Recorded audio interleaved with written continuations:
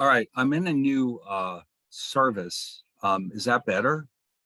Yes, much better, sir. Okay, all right. I just have to put something away. I'll be right back and we can get started. I'm beginning to realize this password, this hotspot on my phone is garbage. It never works. Well, does anyone here ever have any success using it? Well, I don't. All right, so I'll be back in 1 second.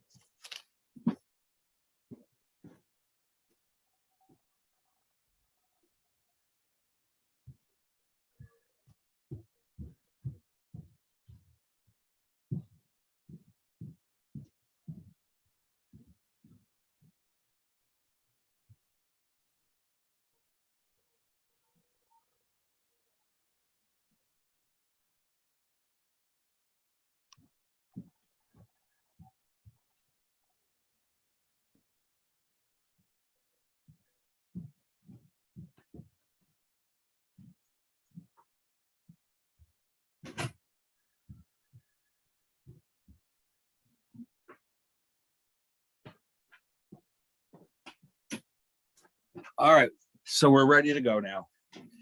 Okay, sorry.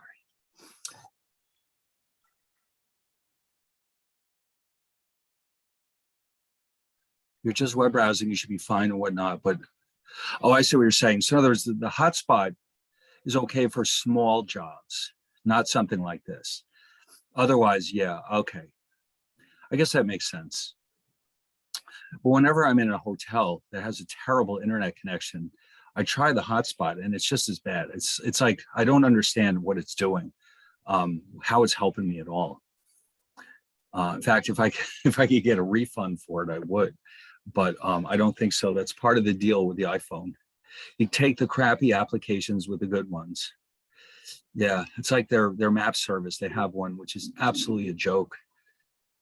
But anyway, all right, let's get back to it. Let's not talk about depressing things. Let's talk about good things. Okay, so let me get everything open for you. So with Moodle, ooh boy, there we go. Okay, so here's Moodle. And so everything we need should be here. And let me log in. That was good news. It's unstable. Okay. All right, so let's go to the fall. And I remember, yes, we're just about to go over comparative advantage. So here's chapter 3. You just get that open.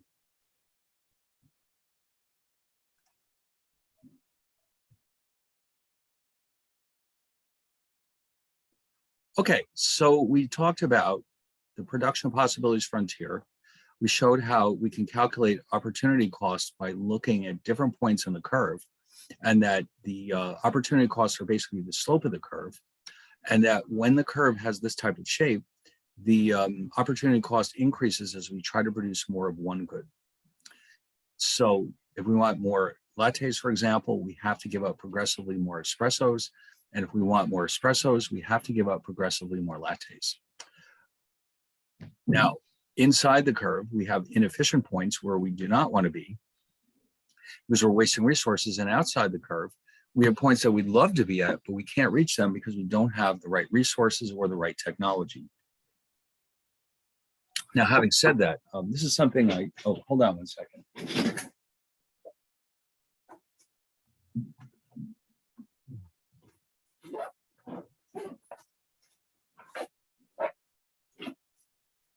One thing I forgot to mention, I have to get the tablet out. Hold on.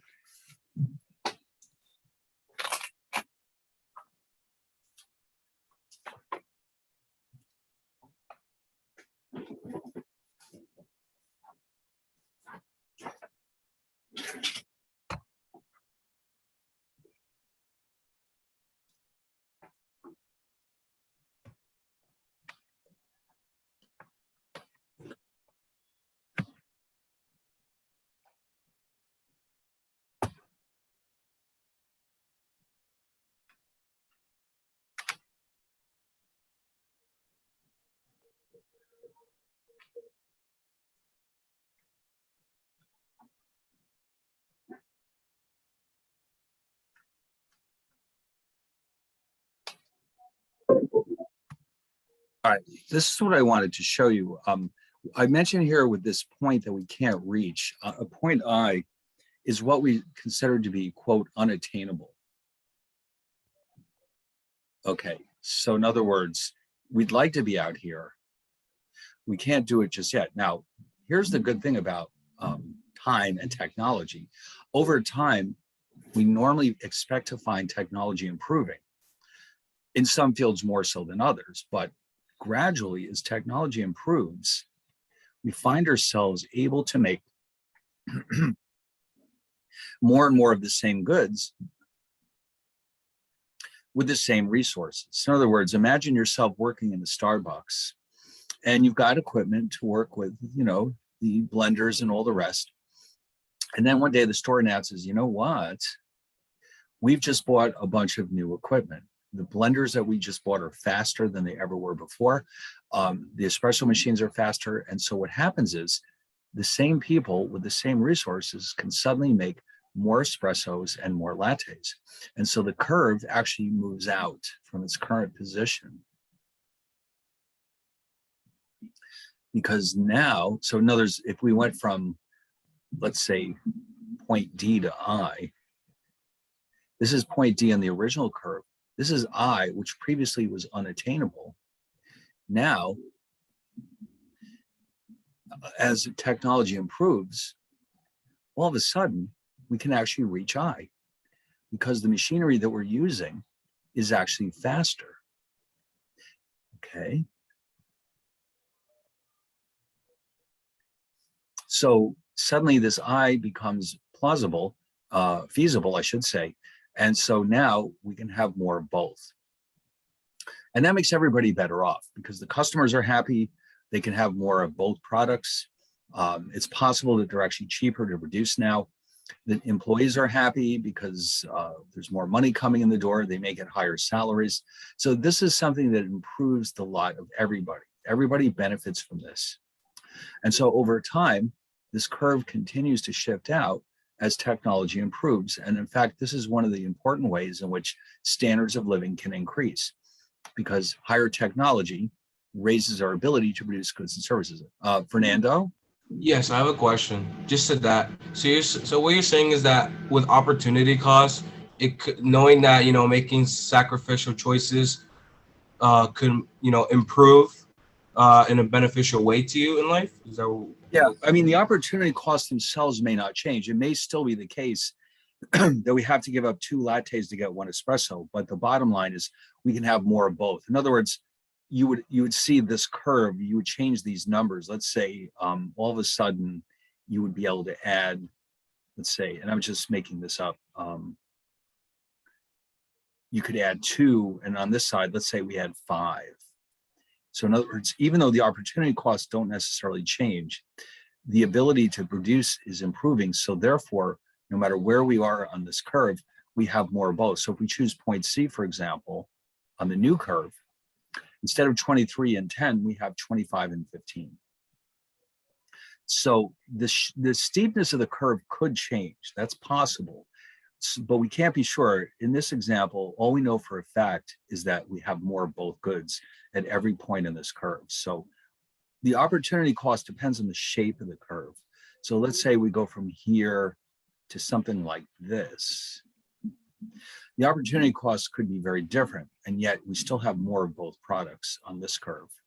Okay, so that's the key detail. We have more of both with the same resources. In other words, we don't need to use more coffee beans or more milk to get to a higher level of both espresso and lattes.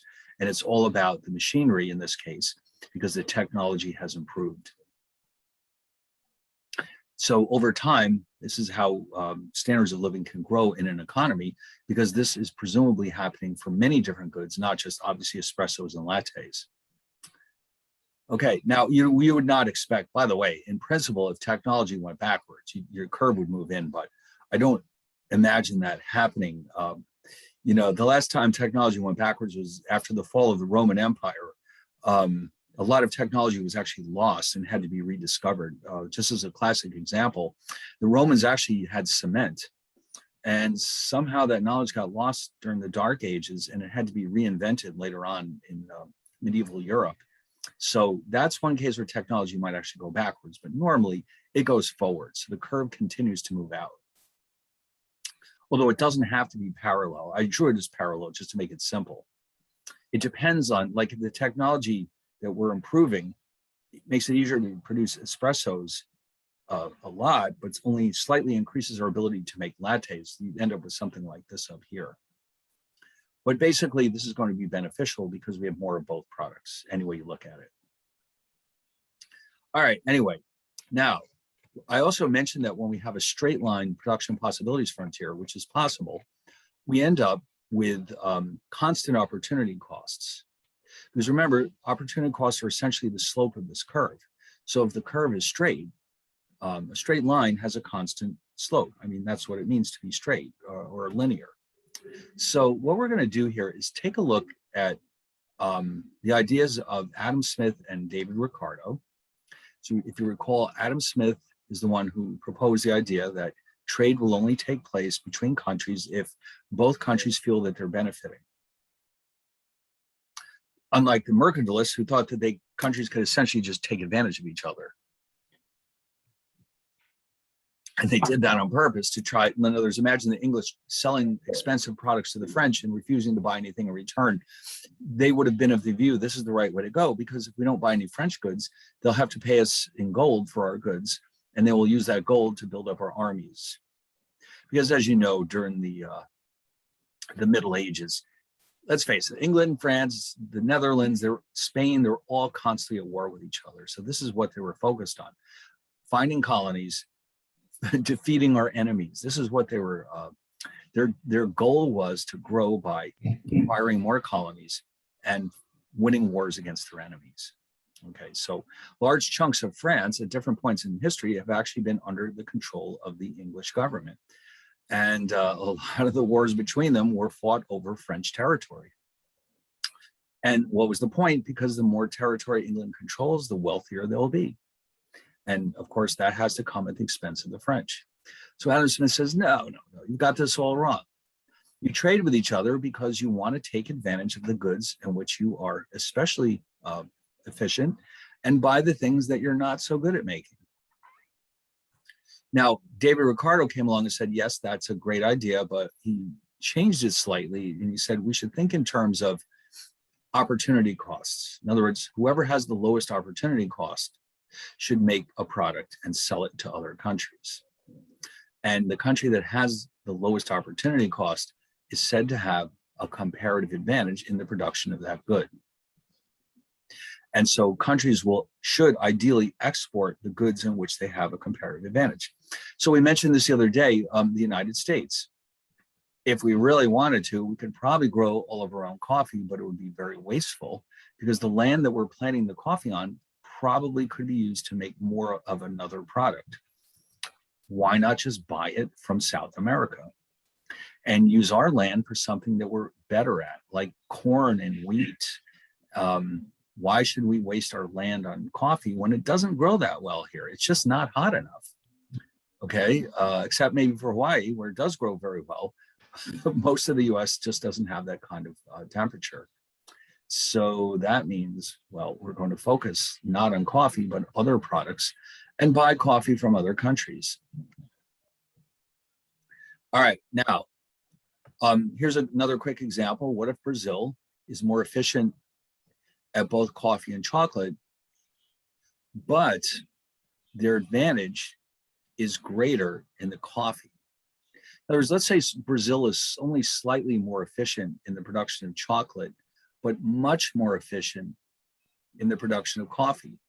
David Ricardo would say that Brazil has a comparative advantage in coffee,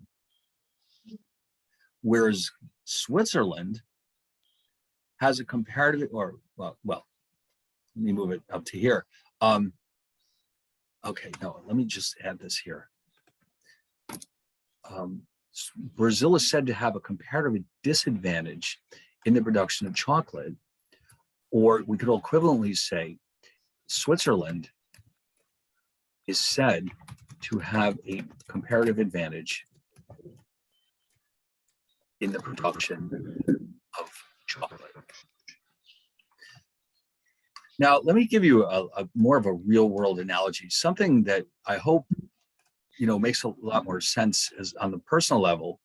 Um, and by the way, David Ricardo would suggest that even though Brazil is slightly more efficient in production of chocolate, what they should probably do is just do nothing but coffee and let Switzerland do all the chocolate, and then they'll trade with each other. But here's an example of how this might work for individuals. Suppose that an attorney earns $500 an hour. Okay, now he is also very skilled at shoveling snow. All right. Now, imagine that it snows. One day, it snows. There is 2 feet of snow. Should the lawyer or the attorney shovel snow for 2 hours or pay the teenager next door $20 per hour snow? What do you think about that?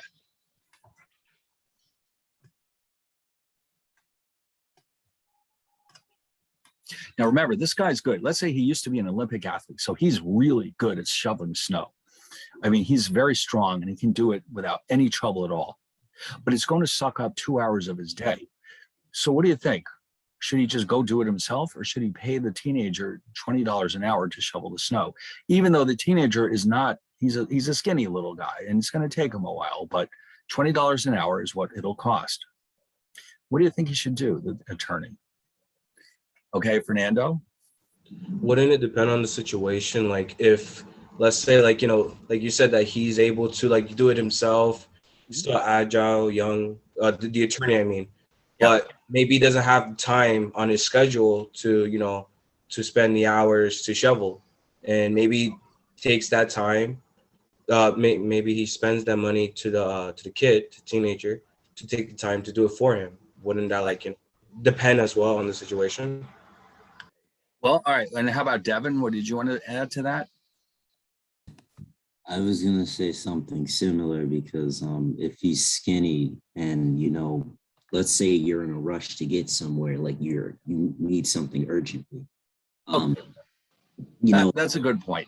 Let's just say that's not the case. He's going to stay inside and either work on his legal stuff or he's going to shovel. Okay, he doesn't need to be anywhere till tomorrow. Well, in that case, Go ahead. I would probably do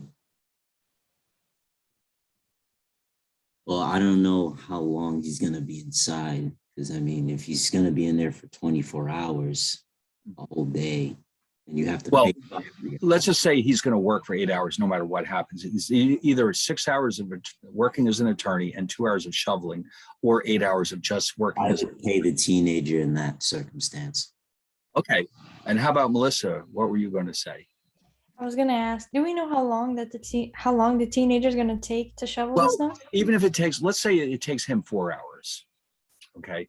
But we don't have to go anywhere. So let's say this is going to cost him $80 because the teenager is skinny and it takes him longer to shovel the snow. So let's say the teenager for $20 per hour for 4 hours to shovel the snow. All right. So either he spends 2 hours himself, or he lets this teenager spend 4 hours at a cost of $80. And the attorney is also going to be working the same day, right? Yes. If the time he's not shoveling snow, he's inside working. Okay, then the teenager. Pay Okay. the teenager.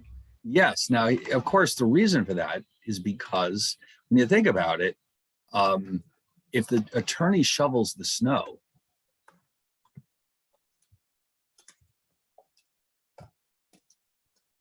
he is giving up the opportunity to earn $1,000 because he's worth $500 an hour. By paying the teenager, he can earn the $1,000 and pay $80 to the teenager. Now, Oh, yes, go ahead, Fernando. I was thinking about that, but yeah, because he's investing his time in studying, that will help him increase, like, his salary and all that stuff. But yeah, I just wanted to make that quick comment real quick. Now, suppose the teenager would have spent this time watching TV. Okay, so in other words, if he doesn't want to do the shoveling, he's just going to watch TV anyway. So we would say here that the attorney's opportunity cost of shoveling snow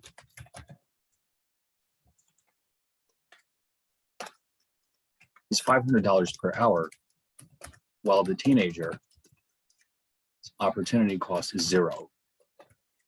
Let's call that zero. I mean, he's not getting paid. So therefore, the goal here is that whoever has the lowest opportunity cost should be shoveling the snow. And that's exactly what's happening. So, and they both benefit. I mean, the teenager is getting $80 instead of watching TV, and the lawyer is getting $1,000 worth of legal fees instead of shoveling snow. So they're both happy, aren't they? And so what happened here was that the lawyer or attorney has a comparative advantage in legal services, while the teenager is considered to have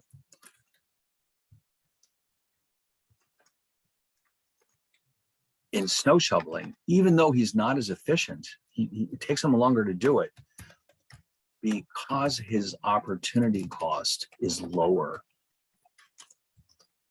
And so that's what this is all about. Now, Adam Smith might have said, well, the lawyer is better at both. Maybe he should just do both of them. But David Ricardo said, no. You do the one that you have the lowest opportunity cost in. Okay, so therefore,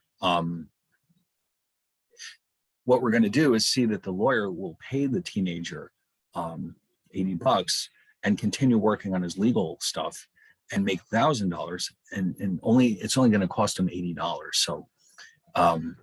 So when countries, sometimes there are countries like the United States who could, in principle, produce everything for themselves, but for many goods, it simply doesn't make sense. Like I mentioned with the coffee, we could theoretically grow our own coffee, but it would be much more expensive than if we were just simply buy it from South America. Now, I'll tell you what, there's a new service, you may have seen this, which is also, in my opinion, an excellent example of this. You ever heard of this thing called Instacart? Well, if you probably don't buy groceries for your family, so maybe you don't know about it, but there's this online thing you can do now, and it's called Instacart. Instacart lets people order groceries or delivery from their local supermarket.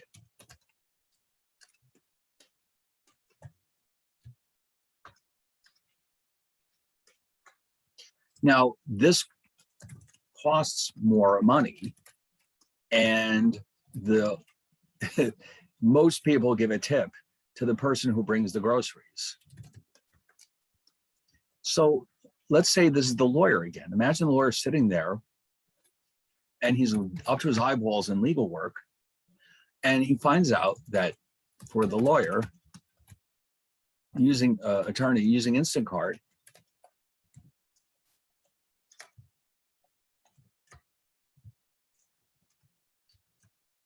increases his grocery bill by $50, but saves 1 hour of shopping time. Should he use Instacart?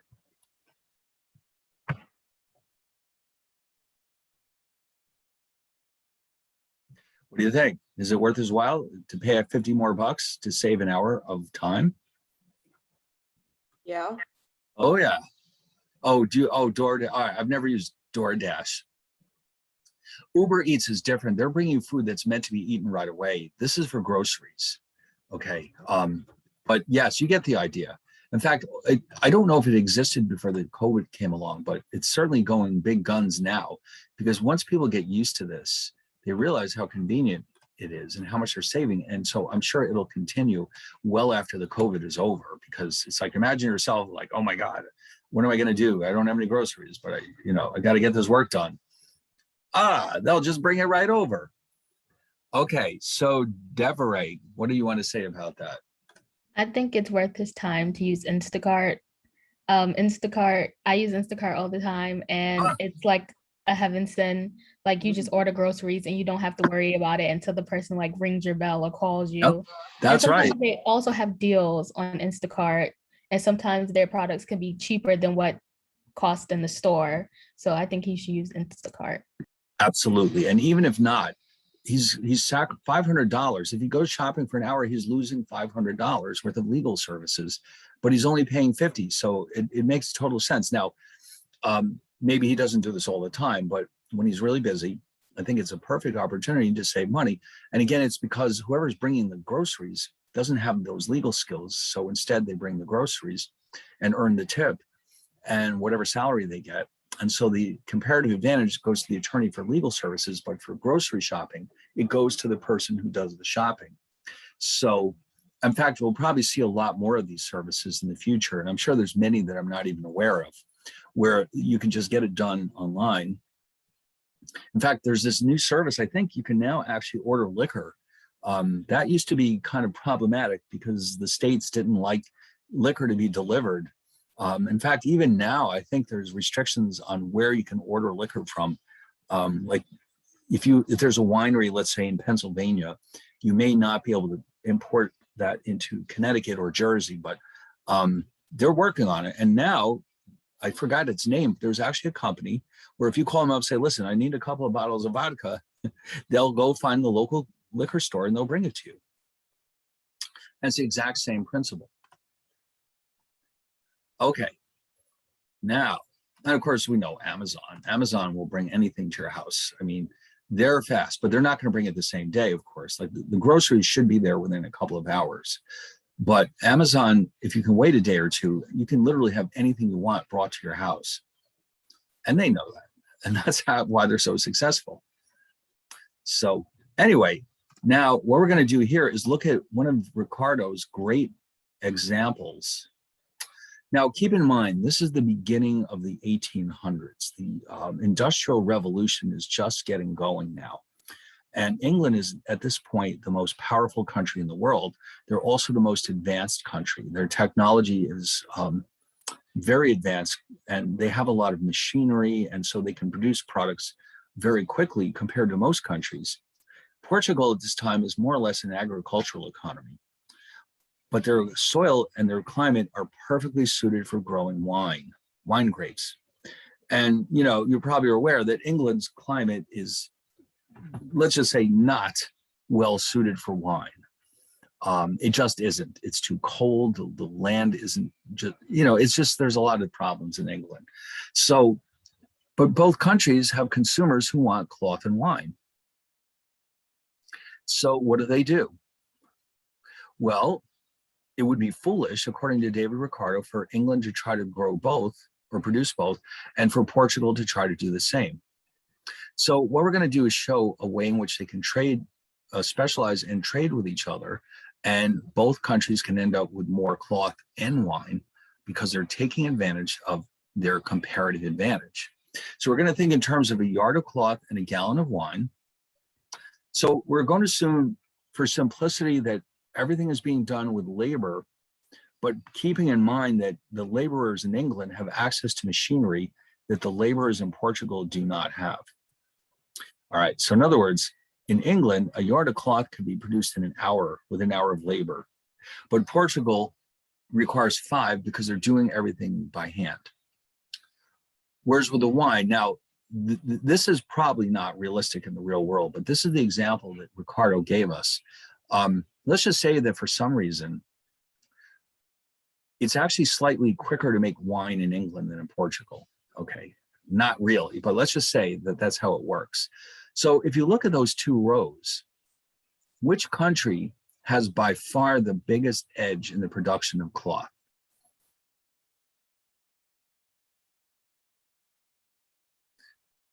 In other words, which one country completely dominates the other in terms of cloth production? Which is that?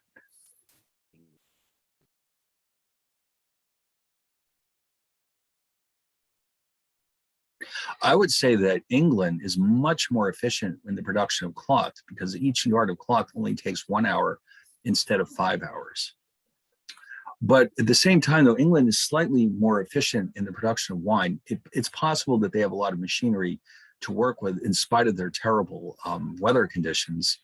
It might still be a little quicker just because they have so much machinery to choose from, because winemaking, you know, it's got there's a lot of components to it that do require machinery. But in Portugal, in spite of their far superior weather, it still takes slightly more time to make a gallon of wine.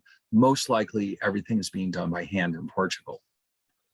So even though England is actually more efficient in the production of both goods, and by the way, Adam Smith would say that England has an absolute advantage in the production of both products, meaning that it takes less time to make both, which means in principle, prior to David Ricardo, England might have felt that the best move was to make all of its own cloth and wine.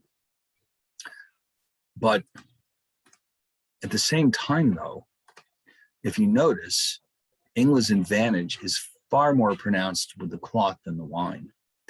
It's just like England is the attorney and Portugal is the teenager next door. And so what we're going to see here is that the English have what we will call a comparative advantage in the cloth. Yes, Devin. Oh, I was gonna say, you know, since they're better at making cloth, why don't they just stick to the cloth since? Well, that's what we're going to see. Yes, exactly. That's the whole thrust of this, that England is going to decide just to make the cloth, and Portugal is going to focus on the gallons of wine, and then they'll trade their surplus with each other, because obviously, you know, England wants some wine too, and Portugal needs some cloth. So what they'll do is they'll make more than they need for themselves. And whatever extra they have, they'll trade it to the other country for the good in which they're not quite so efficient. So England will wind up making all the cloth, Portugal will end up making all the wine, and then they'll trade with each other. And we'll see at the end that the total output that they're capable of making will actually go up because they traded with each other. And so consumers in both countries will wind up with more of both goods. And it's all about comparative advantage. You know, just like an individual, I think I mentioned this the other day, like as an individual, do you grow your own vegetables in your backyard? Well, you could, but why might that not be such a good move? Well, it's a lot of work and it's a lot of frustration, Fernando. What do you want to say? I was gonna say that too. You beat me to it, sir. But yeah. It's tough. It's hard. It doesn't grow as well as, you know, I mean, the weather is bad. They don't grow. And then, like I said, if they do start coming out, maybe deer will start eating them. And what if it takes you like 8 hours to grow carrots that are worth $10? I mean, is it really worth your while to do that? No, of course not. So that's why you let the store take care of it. I mean, well, the farmers, of course. So, and you focus on something that you're pretty good at. And, it's the same exact idea. So, or you don't make your own clothes, for example. I mean, in the 100, 200 years ago, that's what people did. They literally made their own clothes because there weren't a lot of stores around. And I mean, people really had to do everything for themselves in the early colonial days. But you can rest assured, if they had access to stores, they might have thought twice about that. Haley? Are we supposed to be doing homework in this class? Well, eventually, what mostly likely is going to happen is there are problem sets, which we'll be working on, but they're meant to be practice. So what you'll end up doing is working on those practice problems to get ready for the exams. But the actual grading comes from the exams. Okay. All right. Well, anyway, so let's carry on with this. Now, we have to make an assumption about how much labor the two countries have. That's an important detail as well. I mean, England, remember, England is the big superpower now. They are the world's leading producer of manufactured goods at this point in time. And again, Portugal is known for their wine and their olives and all the rest. Cork, they actually grow there too. But these are all agricultural products. So we conclude from this that England has the comparative advantage in cloth, Portugal is in wine. So they will get together and say, listen, why don't we do this? England says, we'll just take care of the cloth, and you, Portugal, you take care of the wine, and we'll trade back and forth with each other, and we should end up with more of both. So now what we're going to do is prove it. Now, we'd like to be able to calculate opportunity costs. Now, remember, we've done this before. If you are, remember, with opportunity costs, you're calculating whatever's being sacrificed over what's being gained.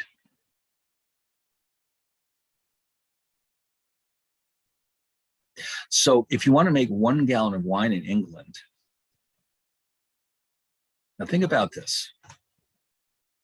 1 gallon of wine requires England to use up 3 hours of labor. But at the same time, those same 3 hours of labor could have been used to make 3 yards of cloth.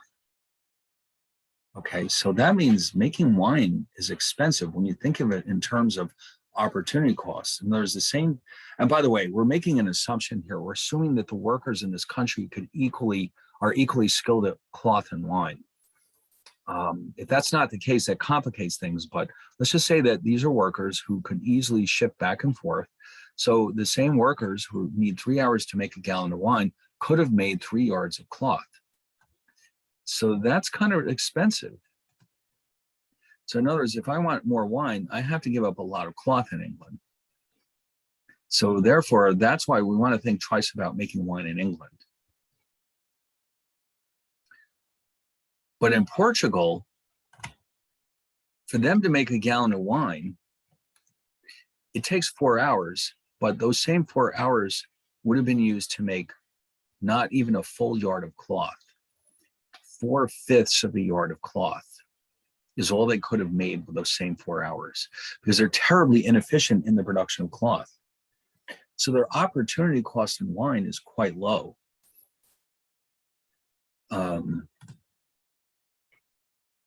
Let's see, I got it here somewhere. Somewhere along the way, we've got them all summarized on one nice convenient chart. So here, the opportunity cost of wine is 4/5 of a yard of cloth. Okay. So, okay, here we go, good. So I wanted them all to be together in one place. So the opportunity cost of making a gallon of wine is very high in England. We have to give up 3 yards of cloth. But in Portugal, it only costs us 4/5 of a yard of cloth. And therefore, look who has the comparative advantage. The country with the lower opportunity cost has the comparative advantage. So Portugal should make the wine. England should just forget about it. It's just too expensive. Okay. For all their wonderful machinery and all the rest, wine just isn't their thing. All right, now we can also express this in terms of the opportunity cost of cloth. Okay, in other words, if I want to make more cloth in England, let's go back to my chart. One worker makes this in 1 hour. With that same hour, I could have only made 1/3 of a gallon of wine. Okay, so, and in terms of Portugal, to make 1 yard of cloth, I give up 5/4 of a gallon of wine. So we compare these side by side, and guess who has the comparative advantage now? Now England's advantage is in the production of cloth, and it's because they have the lower opportunity cost. So this is how we prove who has the comparative advantage. It's not just based, I mean, of course, it makes sense that England would be better off with cloth and Portugal with wine, but this is how we can prove it. Because there's other products where it may not be that obvious. You know, like who's good at oranges and who's good at tomatoes. You know, you need to look at these opportunity costs. So now we've determined that in order to benefit from this, England, like we said before, will focus exclusively on cloth and let Portugal take care of the wine. Now we can, yes, right here. England produces and exports the cloth. They completely give up on wine. Portugal doesn't bother with the cloth. They just make the wine. Just like, I think I mentioned this example the other day, very expensive products like aircraft. Most countries don't have an aircraft industry. Why would they need one? They just buy whatever they need from the United States because we make great aircraft, okay? We have Boeings and we have Lockheeds and all the rest. And so, you know, most countries will just simply buy what they need from us. And then, of course, then we buy a lot of things from them, like textiles and some agricultural goods like coffee, things that only grow in hot climates. All right, now, as a result of this, you'll see at the end when we're done that both outputs will go up. There'll be more of both. Consumers in both countries will have more of both products, and standards of living will go up. And by the way, all of this is proof that mercantilism is a terrible idea because the mercantilists are trying to do the opposite. They're trying to say, listen, we're just going to sell you products and try very hard not to buy anything in return. They're not trying to help other countries. They're basically saying, we want to exploit you by essentially taking your gold and using it to build armies. All right, here we go. Now, I said before, we have to assume how many hours of labor each country has. So England has available to it 1,200 hours of labor. Let's just say that right now, at this point in time, the two countries have not yet agreed to trade with each other. So England is making 900 yards of cloth and 100 gallons of wine. Now, let's just prove that they can do this. Remember, in England, they need 1 hour of labor per yard of cloth.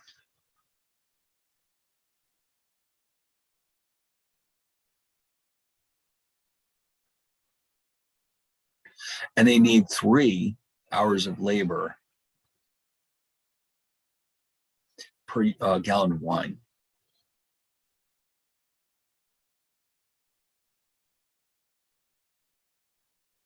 So in other words, 900 yards of cloth requires 900 hours of labor. And 100 gallons of wine requires 300 hours of labor. So that does in fact add up to 1,200 hours. So this is, now, why did they come up with this? Well, this is what the people want. In other words, people need a lot more cloth than wine. Now, of course, in the real world, remember in the 1800s, people couldn't drink water because it wasn't clean.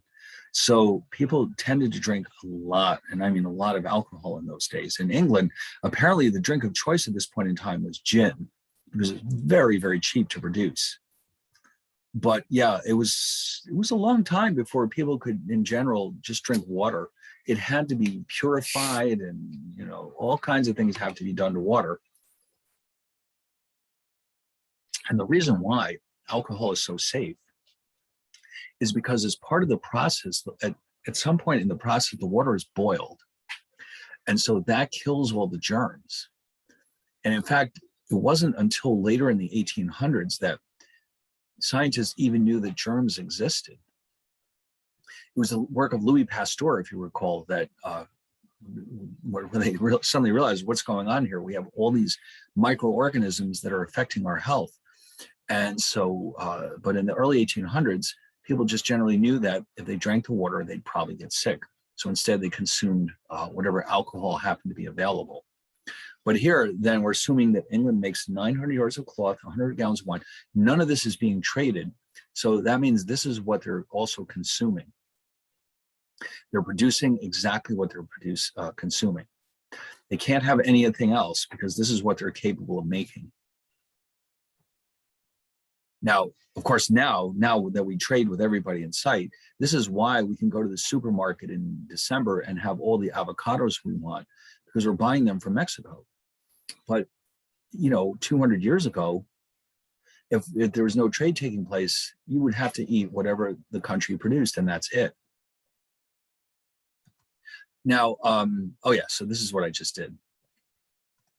How about a PPF? Now, this is the first time we're seeing a straight line PPF, okay? Because the ratio of labor in making of cloth and wine never changes. So because of that, this is a straight line, and the opportunity costs are never going to change.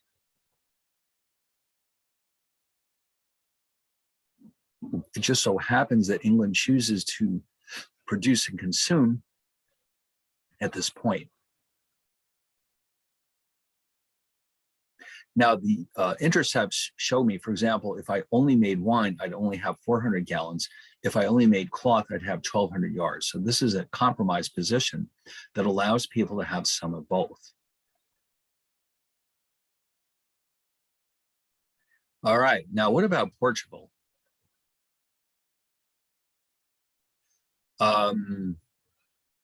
Now, let's say they also have 1,200 hours of labor. I don't know if that was actually true at the time, but we're going to keep it simple. It's possible that the population of Portugal was similar to England, but I have to admit I don't remember. But just to keep it simple, let's assume they also have 1,200 hours of labor. Now, remember, their cloth making is very expensive. They need, I think it was 3 hours. Yeah, no, 5. Ooh.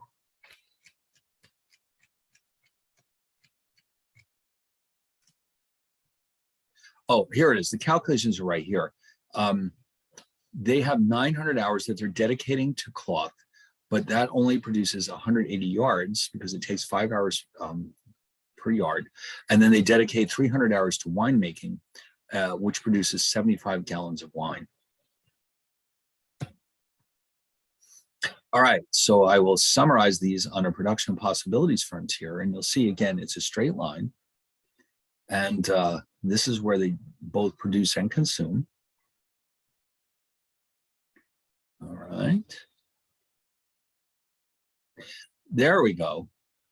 So they can make up to 300 gallons of wine if they don't make any cloth. They can make up to 240 yards of cloth without any wine. Now, let me just quickly do one thing here. Let me go back and let's go look at England's PPF. All right, I just wanted you to see something here. This is England.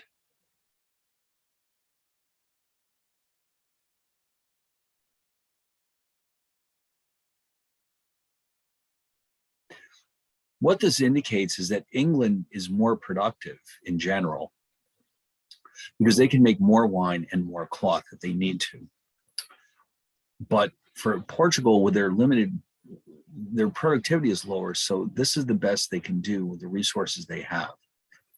Okay, so they both have straight lines, but you can see England is more productive in both goods because their production possibilities curve is further to the right.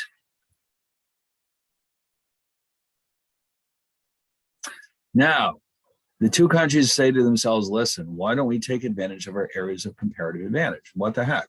That's what David Ricardo is telling us. They've all read David Ricardo's book. And the two governments get together and say, listen, why don't we trade with each other? Why don't we take advantage of this newfangled concept of comparative advantage?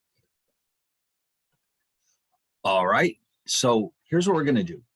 Before trade takes place, what I've done is I've listed the two countries' output of cloth and their output of wine. Because I want you to see how it ends up when we start to trade, the total of both should go up. All right, so initially when they're not trading, between the two of them, they can make 1,080 yards of cloth and 175 gallons of wine. All right, well, that may not be a problem, but we can improve on that. Let me jump ahead and show you now. If England only makes cloth, and remember, it only costs them an hour to make a yard. They can make 1,200 yards of cloth, which is the intercept right here. At the moment, England is making, let me just go get that one too. 100 and 900. So let me sneak that in there.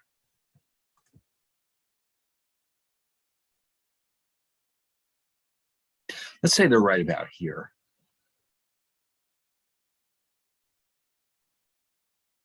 So what they're going to do is instead of producing here, they're going to move down and just focus exclusively on cloth. The Portuguese will go up in this direction and they'll make just 300 gallons of wine. Okay, so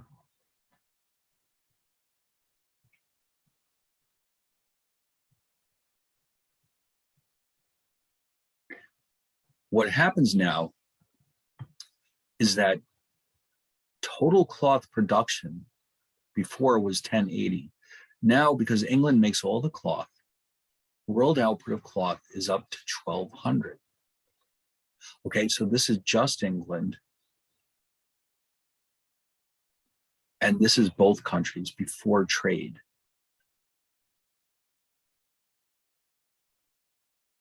Down here, this is just Portugal.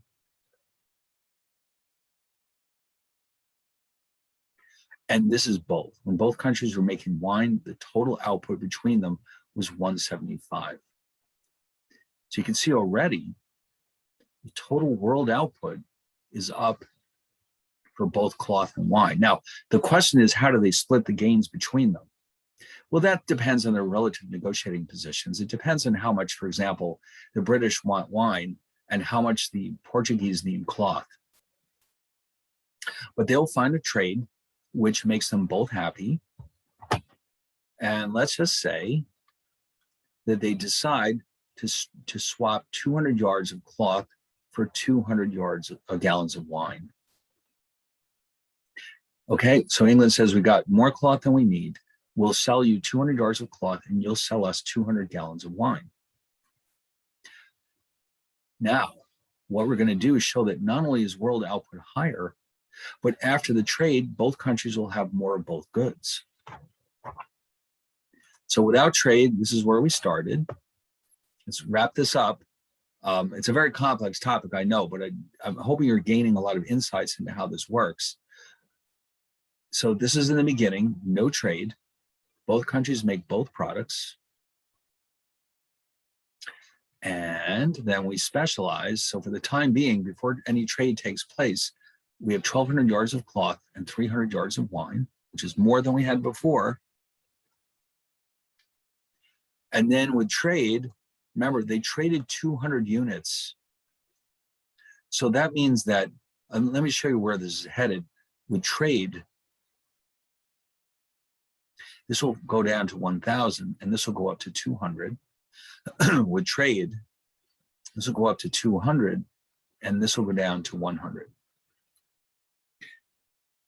The question is, how much better off are we? So let's see, I think somewhere along here, I've got both charts next to each other.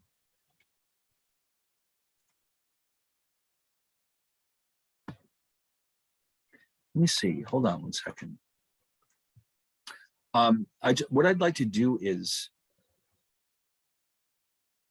remind us what the countries were doing with no trade. So you can see them right next to each other. So remember, England had 900 yards of cloth and 100 gallons of wine. Portugal had 180 yards of cloth and they had 75 gallons of wine. So that means that England has gained 100 yards of cloth, 100 yards of wine. Portugal has gained 20 yards of cloth and 25 gallons of wine just because of trade. No, nothing else has changed. There's been no change in productivity. There's been no change in resources. Just because of specialization in trade, both countries have more of both goods. All right, so they both gain in the form of both products. Now, what about our curves? Now watch what happens. Oh, look, the production possibilities curve shifted out. And we said that earlier, This is the result. Before, well, we saw earlier it was because of higher technology. Now it's caused by trade. And so look where we end up.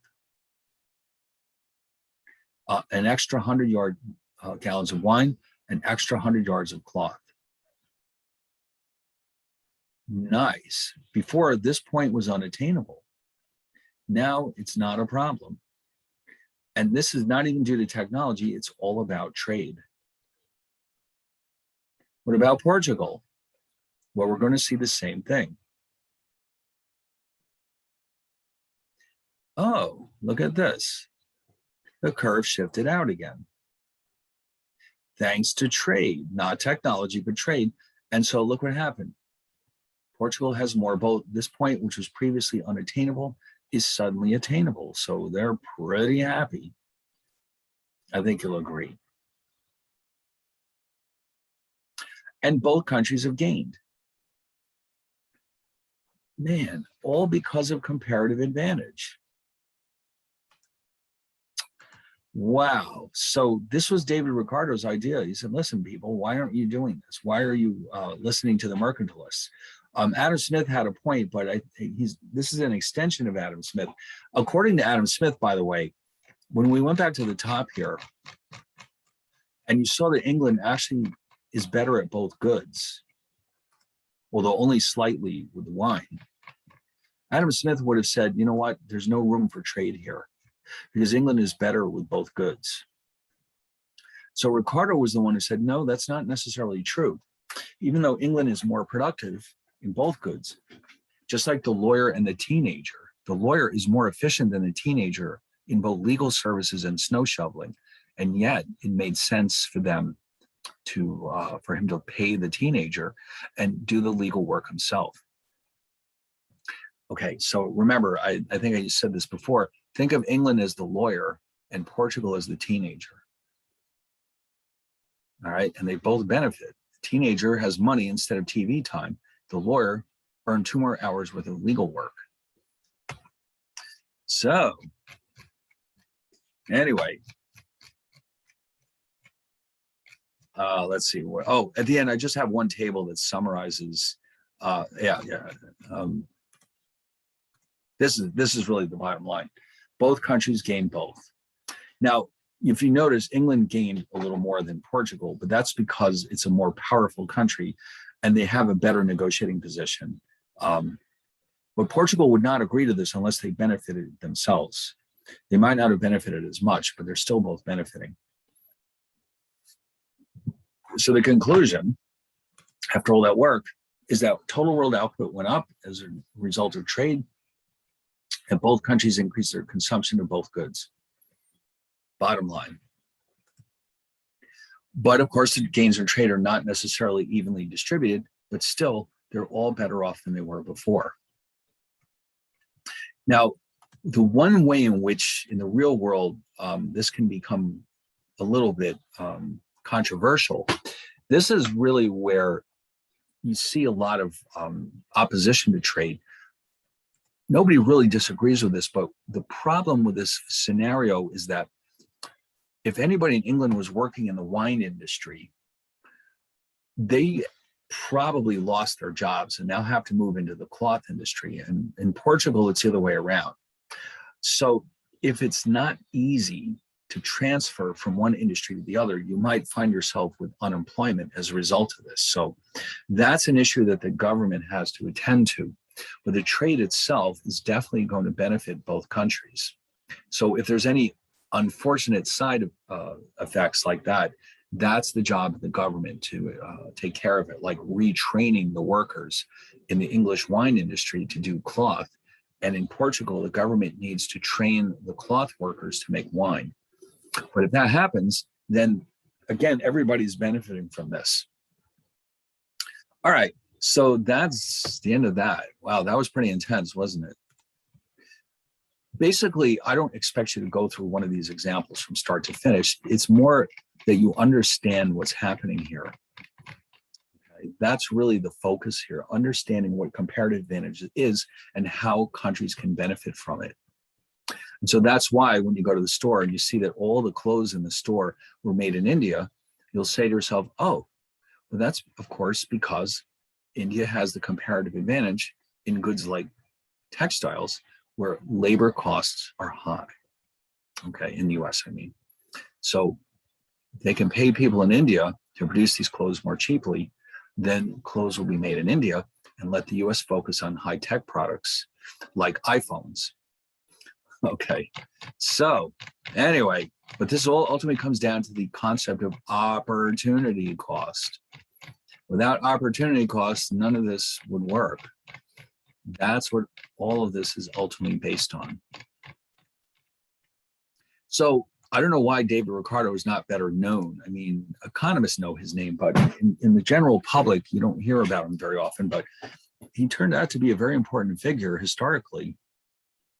And, but, well, so, but Adam Smith usually is the one that everyone remembers, but because he wrote that massive book, The Wealth of Nations, which covers everything under the sun in economics. He talked about so many different subjects. I mean, he basically started the field of economics. In fact, ironically enough, before him, there really wasn't a discipline called economics. In fact, Adam Smith was a college professor. I think he taught at the University of Edinburgh. His title was Professor of Moral Philosophy. Okay, there was no such thing as economics. I don't even know when the word economics started being used in popular culture, but not just yet, not at this point in time. So Smith is essentially inventing this field. And David Ricardo is taking one aspect of it and improving on it. But Smith is still remembered as the father of economics. I mean, the field that we know as economics was ultimately due to Adam Smith. Now, from his perspective, this worked out well because, he's a professor and he wasn't all that worried about money, but The Wealth of Nations proved to be a huge bestseller and he did very well by it. It really sold very well. And in fact, the founders of the United States, Jefferson and Madison and Washington, they were all very familiar with The Wealth of Nations. All right, anyway, so now we're going to move on to something that you have probably seen before. If you've been in microeconomics, you've seen this, but it's so important that we want to cover it again in this course. This is one of the most fundamental ideas you'll ever run into in economics. What am I referring to? All right, where are we? Here we go, chapter 4. Oh, by the way, you're now ready to work on chapter 3 problem set. Why don't you take a look? Let's open it up right now and look at it. Oh, it's pretty straightforward. You're basically just calculating opportunity costs. Here's a production possibilities frontier involving hamburgers and steak. Those are as close substitutes as you're going to get. I mean, they're taken from a slightly different parts of the cattle, but it's, I think this is a good analogy. So you're going to calculate the opportunity costs of producing progressively more hamburger and progressively more steak, like we did in chapter 3. And then again, like I said, we're just going to go over this in class. This is not meant to be collected or graded. You're just going to use this to make sure you understand what we're doing. All right, so maybe we'll look at it next Friday. Okay, I'll give you a week to do it, and then we'll go over it just to make sure you're following. But now, chapter 4. This is really the heart and soul of all economic analysis. It's called demand and supply. You're not going to find anything more important because every concept in economics ultimately comes down to, hold on, I need to save this real fast. Supply and demand. I mean, I don't believe there's any other topics that are more fundamentally important than supply and demand.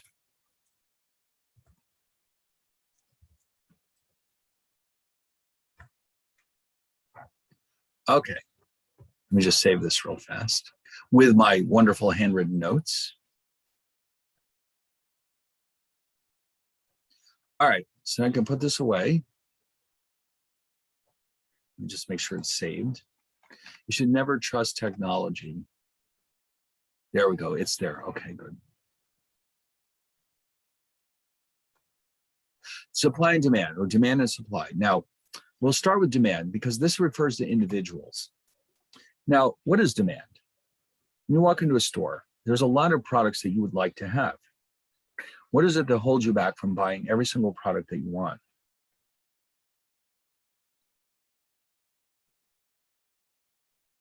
How about money? Yeah, do you have all the money in the world?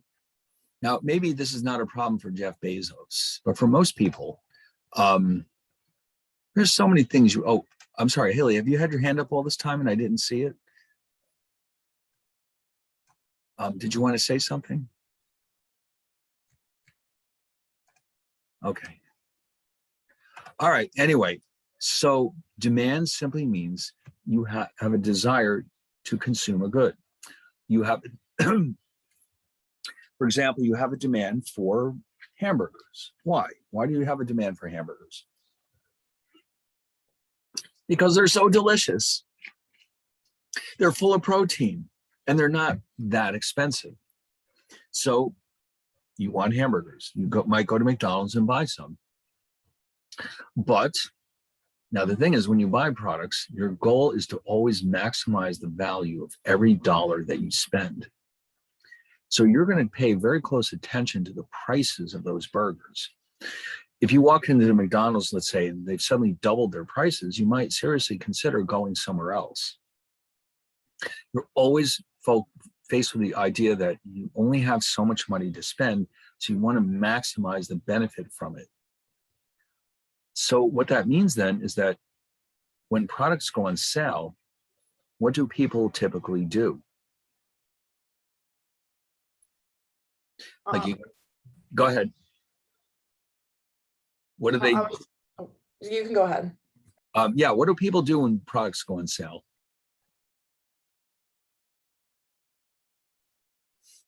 Like you go to the supermarket and all of a sudden that can of soup that normally costs $3 is only $2.50. They buy more. You buy more, right? Exactly, because suddenly it's worth your while to buy more of them, especially products that you can save. Like if it's something that spoils, you might not bother, but if it's something you can store, you say, "Well, what the heck? I was going to buy the soup anyway. I might as well stock up on it because sooner or later I'll want to eat it." So the store knows this. And so if you notice in supermarkets in particular, a lot of different products regularly go on sale. There doesn't seem to be any real pattern to it. Like in other words, I would find it very difficult to predict what's going on sale at a given store. Maybe I don't pay enough attention. They send out these sales flyers, even now, in the mail. And there's always so many things on sale, it's hard to keep track of them all. But if you are serious about saving money, you can just keep your eyes open and watch out for these things going on sale and save a nice amount of money. And by the way, you heard of these places like Costco, where you can go in there and save a lot of money, but you have to buy fairly large quantities of each product. So it might not be worth your while unless you have, let's say, a large family or something. But those places do exist, and that's how they make their money. Let's say you've got 3 children and you're constantly buying lots and lots of groceries. You might be able to save a lot of money in Costco because, you know, what if the soup is on sale, but you have to buy 10 cans to take advantage of it? Well, if you have such a big family, you might just not have a problem using 10 cans of soup. Okay. So, but the product itself, you already know that you want it. The amount that you buy depends ultimately on its price. Okay. Your desire to have the good comes from you, the individual. But the amount that you buy ultimately comes down to price. And so we're going to develop this theory of demand, which tells us basically that the amount of a product we buy ultimately comes down to the cost of having it. And so for some goods, the price is simply too high. It's not worth having it. If, let's say, 1 week, And I know seafood prices fluctuate quite a bit from one week to the next. You go to the store and you think, I know, I'd like to make shrimp scampi this week. You go to the store and you discover that a pound of shrimp is suddenly $30 this week. You might say, oops, I think not. What happened? That's a lot of money for shrimp. But then the next week it's on sale for $15 and you might buy 3 bags of it. Because you want the shrimp, it's a question of how much are you willing to pay for it. Now, we're going to, in this section, we're going to ask ourselves, what exactly does determine our demand for a product? In other words, what is it that causes us to want this product? So we're going to make up a list here of the factors that we will assume determine the demand for a product. For example, now the obvious one is tastes and preferences. All right, everybody has a different taste for different products. Some people like spinach, some people don't. The people who like spinach are going to be prepared to pay a fair amount of money for it. The people who don't like it won't buy it at any price. And of course, consumer income. What could be more important than that? The amount of money you have determines how much you can have of each product, of course. But there's other considerations too. The prices of related goods. So let's say you go to the store and the shrimp is terribly expensive this week. Maybe you'll buy chicken instead and do something with that. And also, if you believe that something will go on sale in the future, you might hold off and not buy it today. Or if you think the price will go up in the future, you might buy more today. For the entire market for a good, the number of consumers influences the demand. And also, what if you have reason to believe that your income will be higher in the future? That makes it more likely that you'll buy expensive products like cars and computers. So what we'd like to do is look at these factors one at a time and try to understand how they relate to the demand for a good or a service. Okay, now tastes and preferences. This is something that's unique to each consumer. You can't really explain to another person why you like something, can you? You know, if somebody said, why do you like chocolate? The only thing you can realistically say is that it tastes good to me. So tastes are something that each person understands. I like certain things and I don't like other things. And I'm going to want to buy the things that I like and avoid the things I don't like. But sometimes taste can change over time. Here's a perfect example. You might remember when you were a child that you liked things that were very sweet. Is that still true?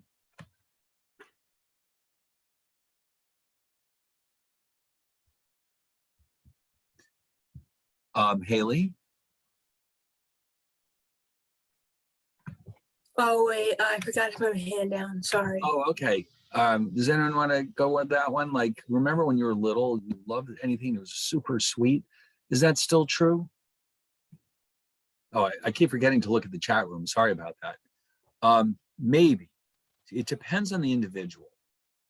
But I suspect that even people who say yes would still rather have things that are not maybe quite so sweet. In fact, have you ever had this experience where there's a cereal in the store that you loved when you were like 5 and you try it now and you're like, oh my God, that is so sweet.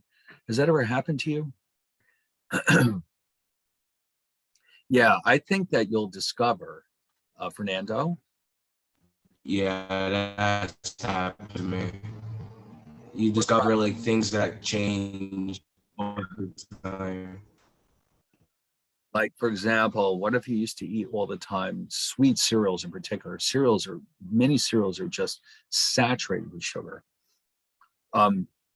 Dark chocolate, yes. Now there's a good example. You might find that when you're young, you couldn't deal with dark chocolate, but now you kind of like it because it's a little bit more bitter. It's not quite so sweet as, let's say, milk or sweet chocolate. So this changes. So you as an individual will buy more dark chocolate now than you might have when you were younger, even if you could have afforded it back then. And as you get older, that process will continue. You'll continue to find that you like things less and less sweet. And Well, okay. Well, sometimes, yes, it's fun to eat things you had as a child because it reminds you of when you were happy as a child. But the sugar itself probably still is disturbing. You're like, wow, could I ever really eat this? So yes, dark chocolate, I like it too. But I find that when I ask people about it, many people don't like it. It's simply too bitter for them. It's not sweet enough. But you know what? Give it a few years. The older you get, I predict, the more you like the dark chocolate. So all kinds of things that over time your taste can change, but not just for an individual, for the market as a whole. Now, here's an example. Now you haven't been around long enough to notice this, but if you look back 30 years ago, you discover, oh yeah, you don't want chocolate. It's pure cocoa. It's so bitter. But 30, 40 years ago, people smoked a lot more than they do now. Why did people cut back on their smoking so much in the last 30 or 40 years? Well, it's gotten horribly expensive, but I think it's more than that. There's one other Health factor. concerns. Health, yes, exactly. Risks. People are more generally aware that cigarettes can lead to cancer. And so if you watch movies that were made in the 50s or TV series, you'll notice a lot of smoking is going on. You'll almost be shocked to see how people just light up cigarettes all over the place. And now you don't see that very often. In fact, when people do smoke and it's less socially acceptable, it's very unusual. You say, what's going on? Oh, what is that awful smell? Oh, somebody's actually smoking. Yes, it did used to be cool. And the cigarette companies would promote that cool factor in their ads. And so the taste for cigarettes has dropped dramatically. Yes, I remember the cigarette candies. Yes, they had them even when I was little. But they were candy. It seemed like fun.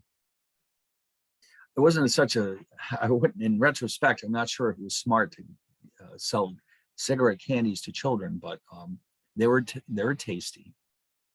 But for other things like, let's say, organic foods, people who pay a lot. Yes, bubblegum. Yep, bubblegum cigars too. But people are willing to pay a lot of money for organic vegetables, like organic potatoes, let's say, organic onions. What's going on with that? That's right. I remember that. You could puff actual smoke out of them. It was like sugar, but it looked like you were really smoking. It felt so cool. In fact, there are actually stores, although they're hard to find them, where they have candies that were popular many, many years ago, and you don't really see them anymore. So if you look around, you can find them. They're still out there, but it's hard. You have to look. But organics, yes. What's so great about organics? Yes, because the belief is that they're healthier for you, or somehow they're produced more environmentally friendly, let's say, or there's a lot of reasons to believe that organic foods are good for you. And so people now are willing to pay a lot of money for them, whereas 20, 30 years ago, it was like, what are you talking about, organic? What does that even mean? And so tastes do change over time. And so naturally enough, the demand for those products is changing as well. So that's an important factor. Tastes change over time. Sometimes the taste increases, sometimes it decreases. And so if you were a cigarette manufacturer, this is not the time to be in that business, because eventually, you never know, people might stop smoking altogether. Or it could become illegal. You never know. Whereas the organic farmers are pretty happy because, people are more and more willing to buy them. So that's an important detail. And also, yes, low-fat foods like chicken, for example. People eat more chicken and seafood because they're more aware that beef is kind of fatty and maybe not so good for you. A lot of cholesterol. Oh, okay. Now, this is a fairly complex topic. I just noticed it's almost 12 o'clock. So I don't want to rush through this. This is very, very important. But so here we are, consumer income. We'll stop right here today. Today's Friday. And I guess we'll just pick it up again on Tuesday at our normal time. Okay. So unless you have any last minute questions, I'll see you all on Tuesday. In the meantime, what I'd like you to do is look at that chapter 3 problem set, but we'll go over it not on Tuesday, but Friday. Okay. All right. That sounds good. Thank right. you. Welcome. Thank you. You're welcome. Thank you. Yeah. Bye. Thank you. Thank you. Thank you. Have a good weekend. All right. Fernando. Do you Hi, have a question? Professor. Yeah, I wanted to ask you real quick. Onto the part on the notes where it was where we went finished discussing about England and Portugal. Mhm. I had a very important phone call and I had to step out, and I kind of missed the other part. I I see. wanted to All right, ask. I'll tell you what. What were you You know what? I'll tell you speaking what we should about? probably do. Because I know a little bit. Yeah, I can't. I have to leave now, but maybe next week sometime we can have a conference call on Zoom. Okay. Yeah, of course, All right. that's fine. But just send me an email to All remind right, thank me. you, sir. Okay. You're Thank welcome. you for class. I'll Okay, see great. you. See you next time. Okay. Bye.